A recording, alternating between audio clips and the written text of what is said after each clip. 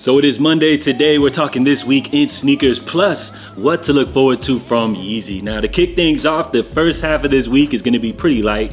You guys could just relax until Thursday the 15th, where we have New Balance heating things up with the latest season of the Made in USA collection, which we touched on briefly last week. We got 3 new pairs to look forward to coming up here on Thursday. So you got a couple of 990 V6s as well as a new colorway of the 993. Now, as far as this first pair of 99 V6s, these are officially going to be titled Castle Rock with Moon Rock, retailing at $220. Now, as far as the second pair, New Balance officially will be calling these Reflection with Marblehead, coming in at $200. And then for the final 993, those joints officially will be titled Shadow Gray with Driftwood, retailing at a hefty $220 right there. So as far as these pairs right here, kind of lean more into the New Balance grayscale options, which is definitely classic. But as far as winning over any new fans, I would say these probably won't accomplish that. And from the outsider looking in perspective, I would say most people would probably just look at these as just another pair of grandpa's shoes. But if you know, some great options to look forward to. Out of the 3, I would have to say probably the middle Reflection with Marblehead pair would be my favorite. Just a fan of the clean, subtle color scheme and the nice little vintage type of age sole that they got going on right there. So a fan of all 3, but that middle pair probably would be my favorite. Now, in other New Balance news, they've just kicked off a new city exclusive pack, which they're going to be dropping on the classic 991 V2 silhouette. So we just saw things kick off last Saturday, the 10th, in Europe, as they got the green exclusive pair. Now coming up in Japan, they're going to have the pink pair, which actually kicks off on the 14th. And then for us here in the US, on the 17th, this Saturday, we have the blue pair to look forward to. So different options for these 5 different regions of the world. Let me know if you guys are rocking with any of these. And again, I feel like these releases aren't going to win over any new fans, but as far as your New Balance aficionados, I would say they would definitely appreciate these exclusive city releases. And while it is yet to be officially reported by Adidas themselves, we have several different outlets reporting that the Adidas A1 Low Indigo is set to actually release coming up this week. So of course, this is one of 3 pairs made to represent Anthony Edwards in the USA Olympics, where, by the way, Team USA just took home the gold medal. So salute to them for that. Now, as far as this pair right here, coming in at a modest $110 retail, I would say these joints are pretty cool. I wouldn't say they're like a must-have, but if you don't own any of the AE1 Low colorways, this may be an option for you. But as far as just the AE1 Low in general,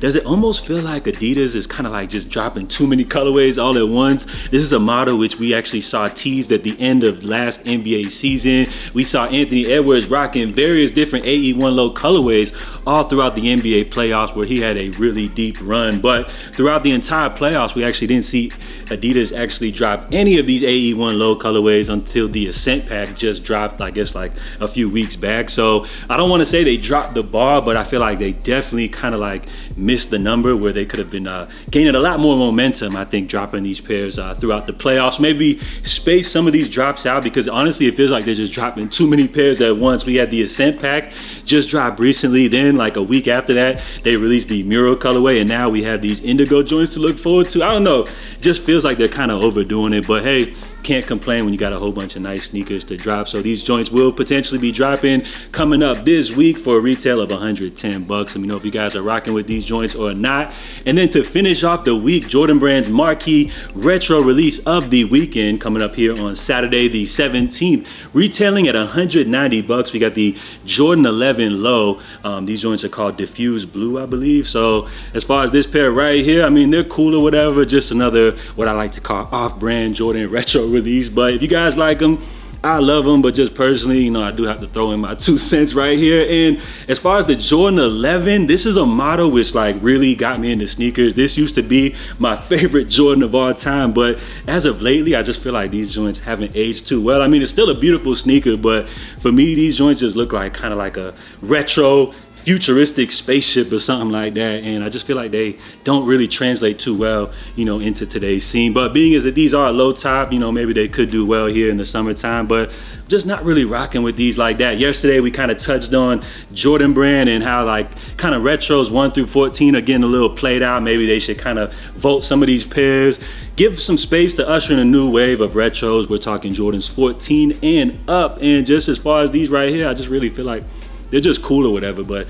not doing enough to really excite things. Where right now, Jordan Retro releases seem to be kind of lackluster, but I would say if I had to just throw in like a little suggestion right here to maybe spice things up a little bit. Remember, I'm just rambling right here, but let's just say like with this pair being it is just like another kind of feels like random Jordan Retro that's unnecessary. Why not bring a little hype to this pair? Let's say like based off the fact that this is like a shade of blue that kind of reminds me of the Dallas Mavericks. Let's say, why not attach a Jordan brand signee to a pair like this? Let's just say, based off the colorway, call these like the Jordan Luka 11 lows or something like that. Just throwing in my 2 cents, you know, possibly a way to spice things up or not. But again, if you guys are rocking with these, don't let me discourage you. And as I always like to say, if you guys like them, I love them. Now for Yeezy, of course, we just had the listening experience go down in Salt Lake City. Now, unfortunately, no new merch has been added to Yeezy.com, but we did see some exclusive merch which was available at that Salt Lake City listening event, which prior I wasn't able to actually get a good look at the fit and everything like that, but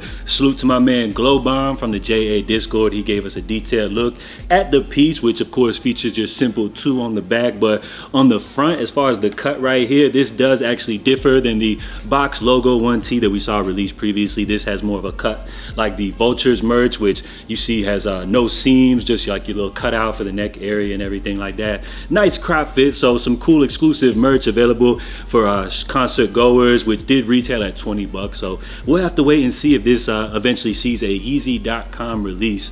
So stay tuned for that. Now, as far as the next Vultures listening experience to look forward to, that will be taking place in Korea, which is scheduled for the 23rd. So we're less than 2 weeks away. Now, a very cool find was it looks like they have a entire website set up for the Korea listening experience, which actually has a countdown timer, which many people are assuming that once that countdown expires, we can look forward to see new merch dropping, which it looks like they are teasing this new jacket, which again, it looks like is exclusive for this Korea listening experience, as you guys see right here. Previously, they also did tease a t-shirt, which featured this like kind of cross logo. Not really sure what that's all about, but it seems like they are cooking up different pieces for this event. So once again, not sure if this will be exclusive just for concert goers or if it will drop on this Vultures website, which is listed as vultures.kr. If you guys are interested in checking that out, we'll have to look forward to once that countdown expires, if we could potentially look forward to a new drop. But as far as Ye himself, he was seen, I guess, last night partying up, celebrating the release of the new project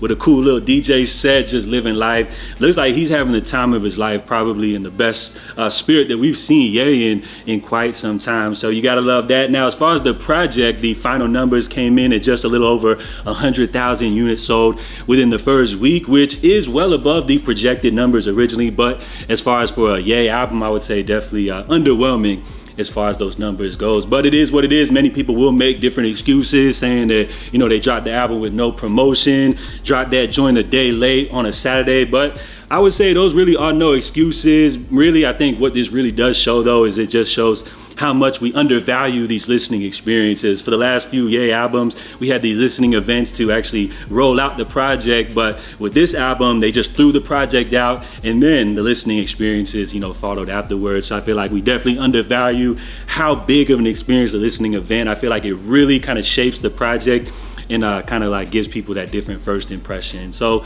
it is what it is. They did drop the album first, but again, we got the Vultures listening experience to look forward to with potential new Yeezy merch on the way. And lastly, as we head up out of here, I wanted to get your guys' thoughts on these latest Action Bronson New Balance releases, which as far as 2024 goes, many people would argue that Action Bronson most definitely had the drops on New Balance's most popular releases. So as far as these two models, it looks like they are taking things into a new performance-driven direction. So first up, we have the Minimalist Pluto, which we did see teased previously, but now we got a first look, I want to say, at the Rebel V4 Foxtrot, which them joints are interesting. Out of the two, I would say I'm definitely a bigger fan of the first pair that we see right here. But I gotta love the way that they're taking things, while many people would probably say the safe way to play things would be like to, let's say, drop like another Action Bronson 1906. But I feel like while everybody's going right, they're taking things left and I love the fact they're taking things into a more performance driven